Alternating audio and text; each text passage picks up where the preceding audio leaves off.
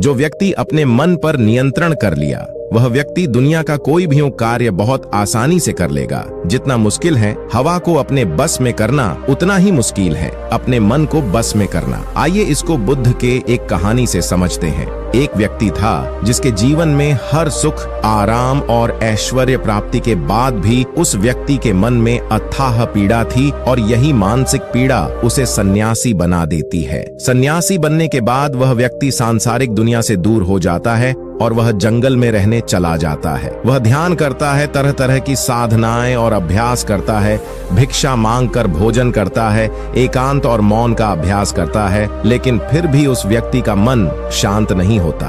वह अंदर से बेचैन और परेशान ही रहता है। उस सन्यासी के मन में यह बात गहराई से बैठती जा रही थी कि मन को वश में करना, मन पर काबू पाना असंभव है।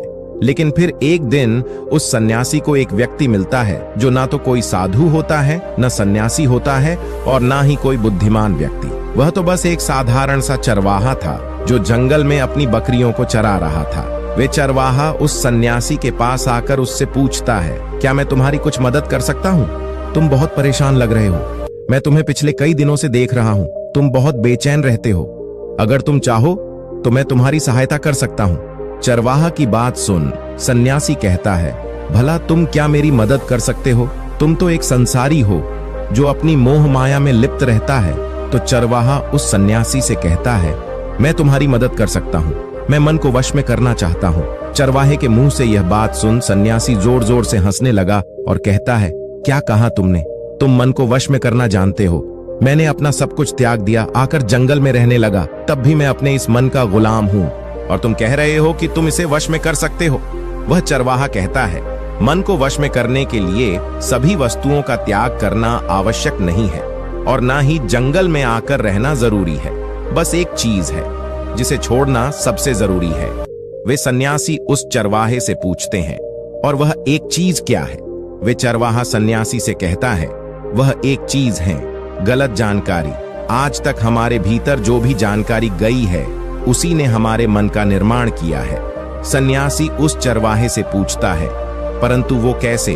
वह चरवाहा समझाते हुए कहता है, मान लो आज तक अपने जीवन में तुमने आम का फल खाया ही ना हो, तो तुम्हें आम के स्वाद के बारे में कुछ भी नहीं पता, तो क्या तुम्हारा मन कभी आम खाने को कर सकता है? नहीं ना। इसीलिए हमारे मन का निर्माण जानकारी से होता है। वे सन्यासी उस चरवाही की बात से प्रभावित हो जाता है और उससे कहता है, क्या आप इस बारे में मुझे और विस्तार से समझा सकते हैं? वह चरवाहा उस सन्यासी से कहता है, अगर तुम अपने मन को वश में करना चाहते हो तो अब मेरी बातों को ध्यान से सुनना। तुम अपने मन को वश में केवल तभी कर सकते हो जब तुम अपने मन की जड़ों को देख पाओगे। मन का निर्माण जानकारी से होता है और हमारे शरीर में जानकारी के 5 प्रवेश द्वार होते हैं। पहला, आंख। हम अपनी आंखों से जो कुछ भी देखते हैं, अच्छा या बुरा, वो सब हमारे मन की याददाश्त में इकट्ठा होता रहता है।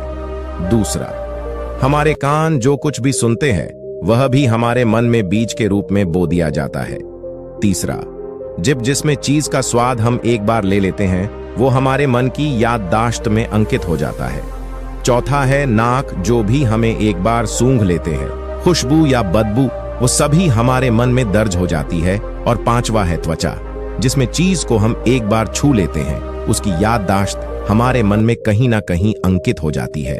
इन 5 शारीरिक दरवाजों से जो भी जानकारी हमारे अंदर जाती है वह जानकारी बीजों के रूप में जमा हो जाती है और धीरे धीरे वृक्ष बनती है। हमारा मन मिट्टी की तरह है जिसमें बीज बोए जाते हैं और हमारी बुद्धि बीज बोने वाले किसान की तरह है। अगर हमारी बुद्धि गलत जानकारी के बीजों को सही जानकारी के बीज समझकर बो देगी तो भविष्य में वह बीज वृक्ष बनेगा तो खराब फल ही देगा।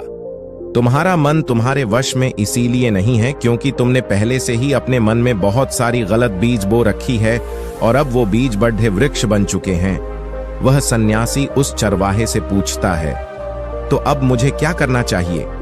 क्योंकि अब तक मैं बहुत सारे गलत बीज बो चुका हूं और जो बीज बोया जा चुके हैं उन्हें वापस निकाला नहीं जा सकता है।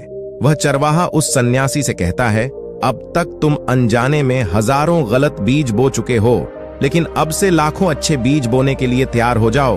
तुमको बस इस बात पर ध्यान देना होगा कि जो तुम्हारे शरीर के 5 प्रवेश द्वार हैं, उनसे होके जो जानकारी अंदर जा रही हैं, वो सही है या गलत। वह सन्यासी कहता है यह कब तक करना होगा, चरवाहा कहता है पूरी जिंदगी करना होगा। जिस तरह तुम अपने पेट को अच्छा भोजन देते हो, इसी प्रकार अपने दिमाग को भी अच्छा भोजन देना होगा, यानी सही जानकारी और सही विचार। जिंदगी में हर दिन तुमको 2 विकल्प मिलेंगे, एक गलत एक सही, लेकिन तुमको हमेशा सही विकल्प ही चुनना होगा। एक बात याद रखना, सही विकल्प का चुनाव करने में तुम्हारे अंदर पीड़ा हो सकती है, लेकिन वह पीड़ा कुछ समय ही रहेगी। इसीलिए तुम्हारे अंदर कितनी भी पीड़ा केव न हो, हमेशा सही का ही चुनाव करना है। याद रखना, तुम जितना बार सही चुनोगे उतनी बार अच्छा बीज बोओगे, और एक समय ऐसा भी आएगा कि तुम्हारे दिमाग में सिर्फ अच्छे बीज ही रहेंगे, और जिस दिन ऐसा हुआ तो तुम्हारा मन तुम्हारे बस में हो जाएगा। लेकिन इसके लिए तुम्हें आज और अभी से प्रयास करना होगा। वह सन्यासी उस चरवाहे का बात समझ जाता है, लेकिन